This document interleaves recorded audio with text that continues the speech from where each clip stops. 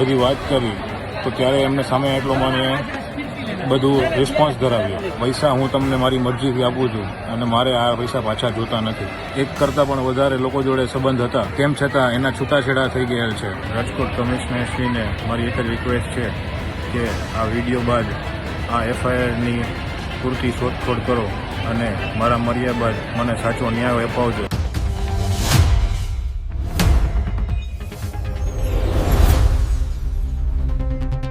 થોડા દિવસ પહેલા રાજકોટથી એક કિસ્સો સામે આવ્યો હતો, જેમાં શિક્ષકે વિદ્યાર્થી વિરુદ્ધ ફરિયાદ નોંધાવી હતી દુષ્કર્મની. મહિલા શિક્ષક દ્વારા કહેવામાં આવ્યું હતું કે ધોરણ 10માં જે વિદ્યાર્થી તેના પાસે ભણતો હતો તેને 2 વર્ષ બાદ તેને સોશિયલ મીડિયાના માધ્યમથી કોન્ટેક્ટ કર્યો હતો અને ત્યારબાદ તેને પ્રેમજાળમાં ફસાવ્યો, શારીરિક સંબંધો બાંધ્યા, પૈસા પડાવ્યા અને ત્યારબાદ જ્યારે શિક્ષકને ખબર પડે છે કે જે આ યુવક છે ધ્રુવલ દેસાઈ નામનો યુવક, તેને બીજી છોકરી સાથે સગાઈ કરી લીધી છે, ત્યારે તેને પોલીસ સ્ટેશનમાં દુષ્કર્મની અને છેતરપિંડીની ફરિયાદ નોંધાવી હતી. આ સમગ્ર કિસ્સા બાદ પોલીસ દ્વારા ધ્રુવલ દેસાઈને પકડી પાડવામાં આવ્યો હતો અને ત્યારબાદ તેની પૂછપરછ કરવામાં આવી હતી.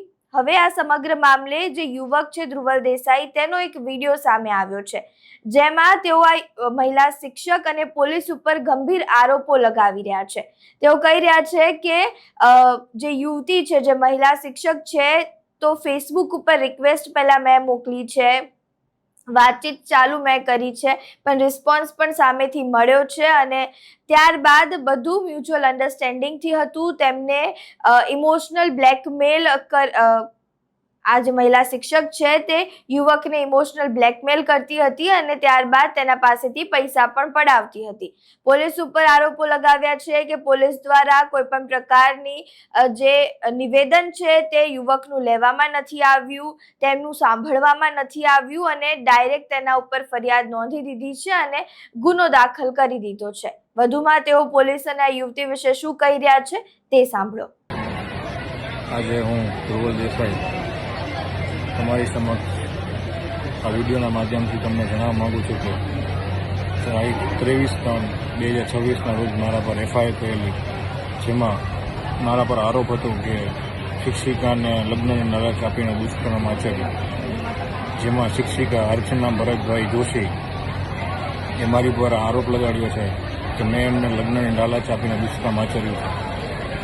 પણ હજી તો હું કોર્ટમાં કે કાનૂનમાં મારા આધાર પુરાવા અને બધું રજૂ કરીને દોષી સાબિત થાવ કે નિર્દોષ સાબિત થાવ એ પહેલાં તો એને બધા ન્યૂઝ ચેનલમાં અને સોશિયલ મીડિયાના માધ્યમથી મારા વિડીયોના ફોટા વાયરલ કરી દીધા અને મને સમગ્ર શહેરમાં અને જગતમાં મારા પરિવારજનો અને મારા મિત્રજનો બધા સામે મને દોષી સાબિત કરી દીધો. જેનું એમને હેડલાઇન આપી ન્યૂઝમાં કે શિક્ષિકાને લગ્નની લાલચ આપીને દુષ્કર્મ આચર્યું. પણ હકીકતમાં તો હું તમને એ કહેવા માગીશ કે એની હેડલાઇન એવી હોવી જોઈએ કે 50 જગ્યાએ અવૈધ સંબંધો ધરાવતી ડિવોર્સી શિક્ષિકા અર્ચના ભરતભાઈ જોશી, જેને વિદ્યાર્થીને પૈસાની લાલચ માટે ફસાવ્યો. જેમાં અર્ચનાએ મારી પર આરોપ લગાવ્યો છે કે લગ્નની લાલચ આપીને મેં એની જોડે દુષ્કર્મ આચર્યું ફેસબુકના માધ્યમથી સંપર્ક કરીને. તો ફેસબુકના માધ્યમથી મેં એમને સંપર્ક કર્યું, જેમાં રિક્વેસ્ટ મેં મોકલી તો અર્ચનાએ એક્સેપ્ટ કરી. ત્યારે મેસેજ મેં મોકલ્યો તો અર્ચનાએ મને એનો નંબર મોકલ્યો. જ્યારે વાત મેં ચાલુ કરી તો મળવાનું એને મને કહ્યું. તો જ્યારે મેં એમને બધી વાત કરી તો ત્યારે એમને સામે એટલો મને બધું રિસ્પોન્સ ધરાવ્યો. ત્યારે તેને શિક્ષિકા અને વિદ્યાર્થીના સંબંધ યાદ ના આવ્યા. ત્યારે એમને બીજું કાંઈ દેખાયું નહીં કે હું એનાથી નાનો છું કે ઉંમરમાં આટલો ફરક છે તો આપણે કાંઈ આગળ ના વધીએ કે બીજું કશું કાંઈ સંબંધ ના બાંધીએ.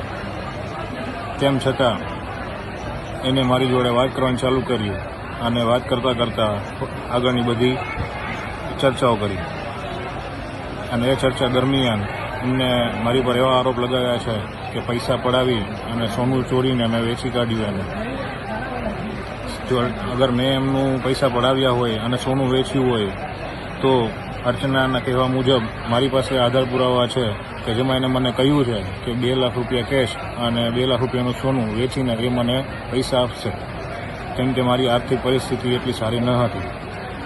પણ એમાં મને એને ચોખ્ખું એવું મેસેજમાં લખ્યું હતું કે આ પૈસા હું તમને મારી મરજીથી આપું છું અને મારે આ પૈસા પાછા જોતા નથી.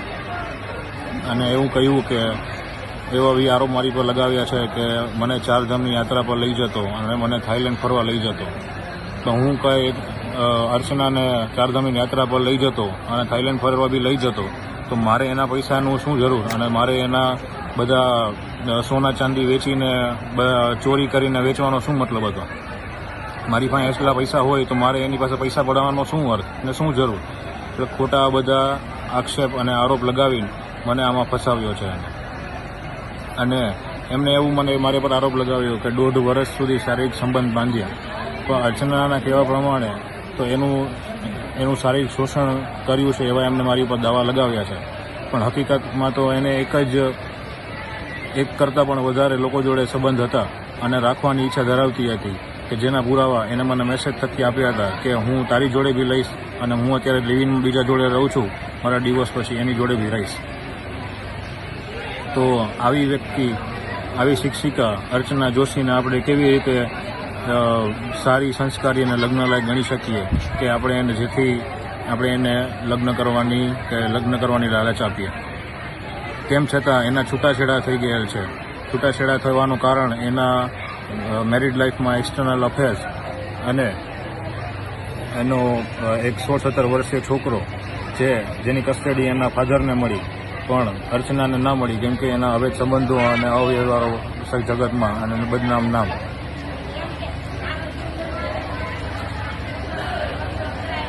તો પછી જે સ્ત્રી એના હસબન્ડની કે એના બાળકની કે એના ઘર પરિવારની કે કોઈની નથી થઈ એ કોઈની કઈ રીતે થવાની? ત્યારબાદ અર્ચનાએ મારી પર આરોપ લગાવ્યો છે કે ડિવોર્સી હોવાનો અને સિંગલ હોવાનો લાભ ઉઠાવ્યો.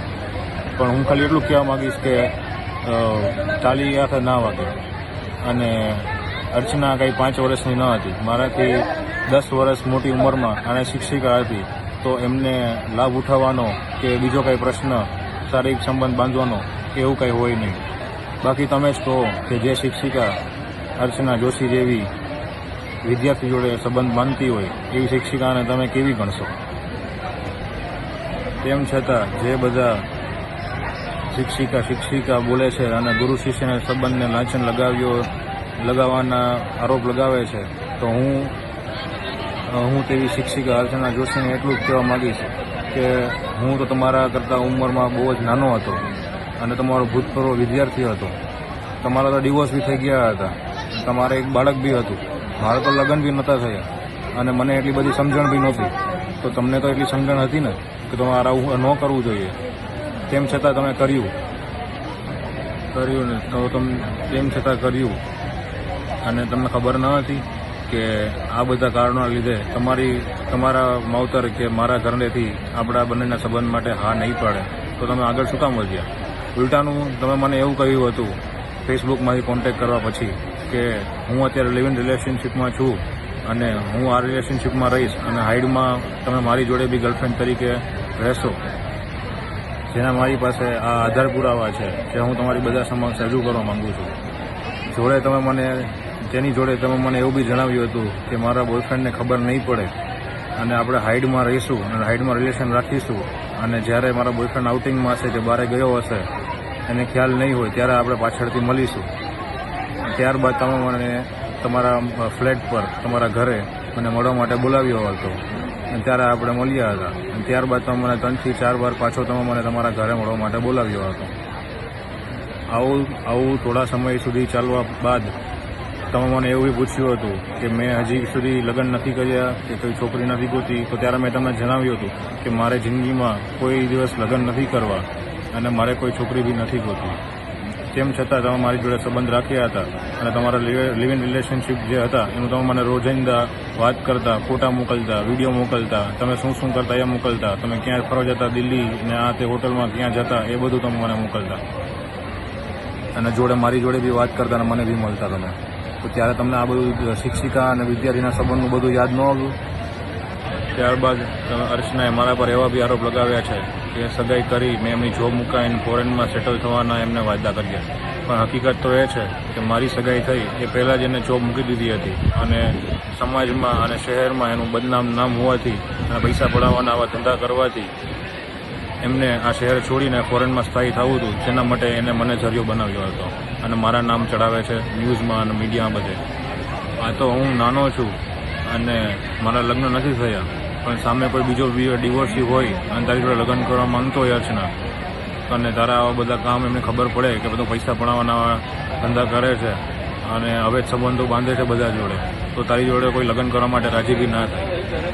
ત્યારબાદ અર્ચનાના એવા બી આક્ષેપ છે કે મારી માતાએ તેમને અપશબ્દો બોલ્યા અને એવું કહ્યું કે ગુંડલની ગુંડી છે અને રૈયાણીની દીકરી છે.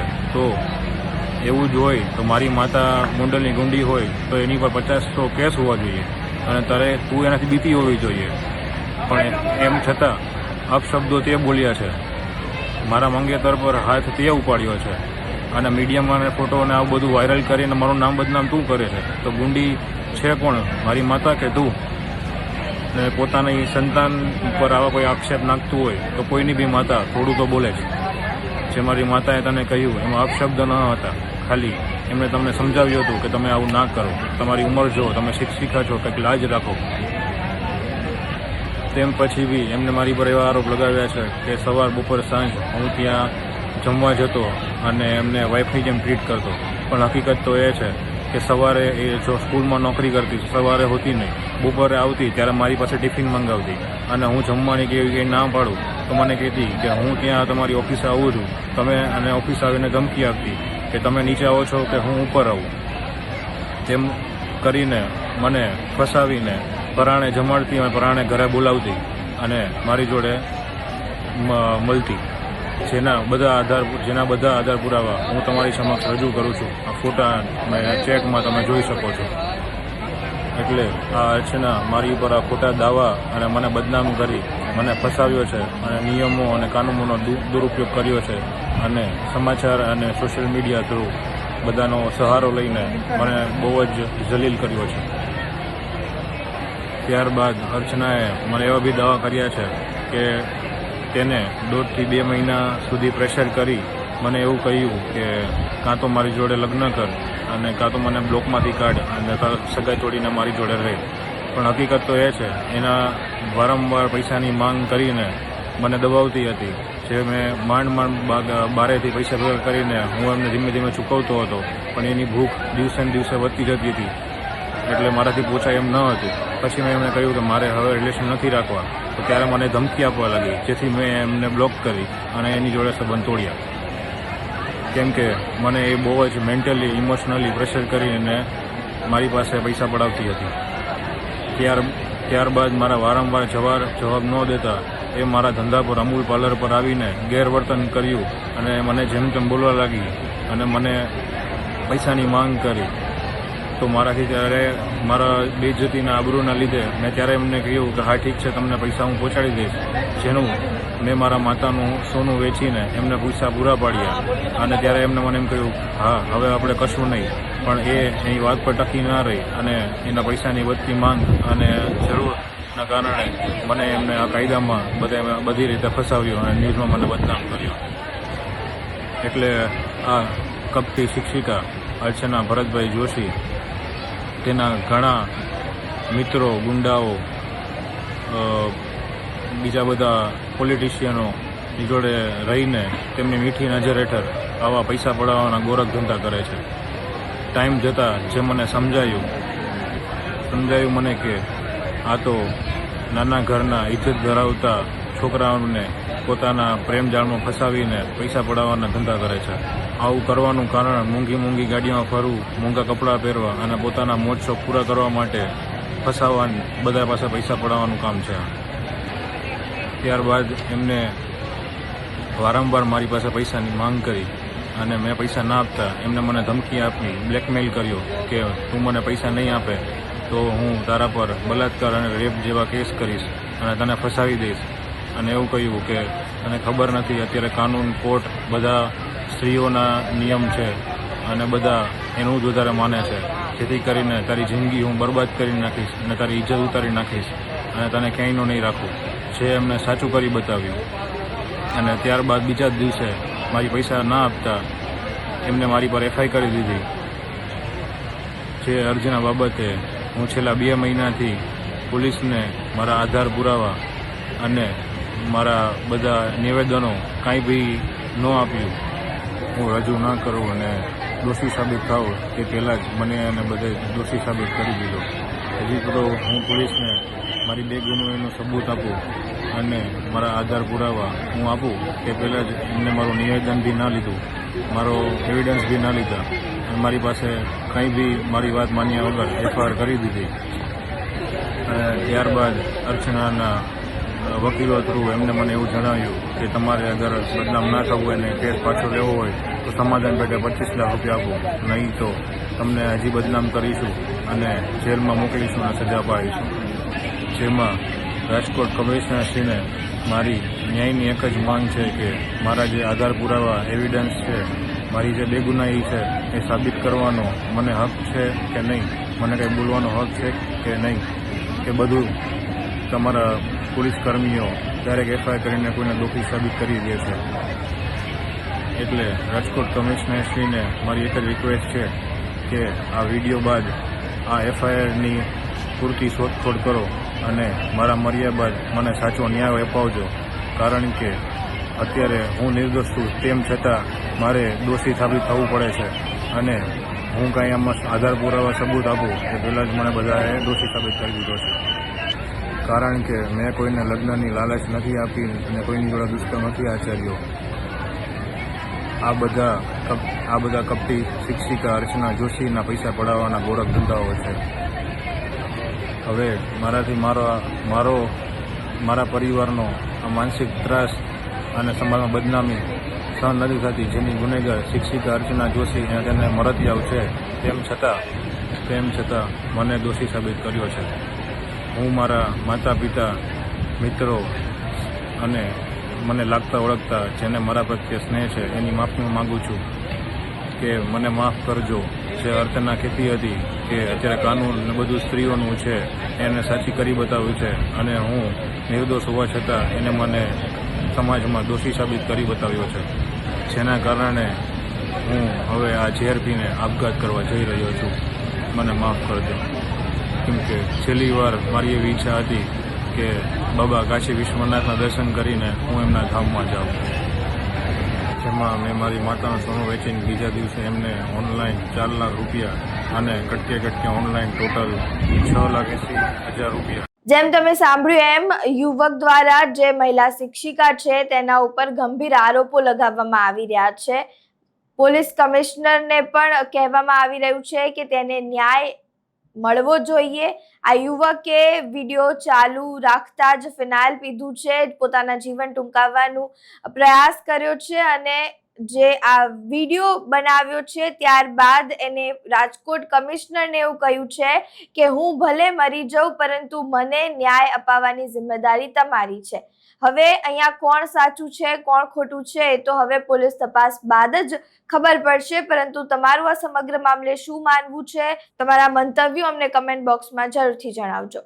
જો વિડીયો પસંદ આવ્યો હોય તો લાઇક, શેર, કમેન્ટ કરો અને અમારી ચેનલને સબસ્ક્રાઇબ કરવાનું ભૂલતા નહીં. નમસ્કાર.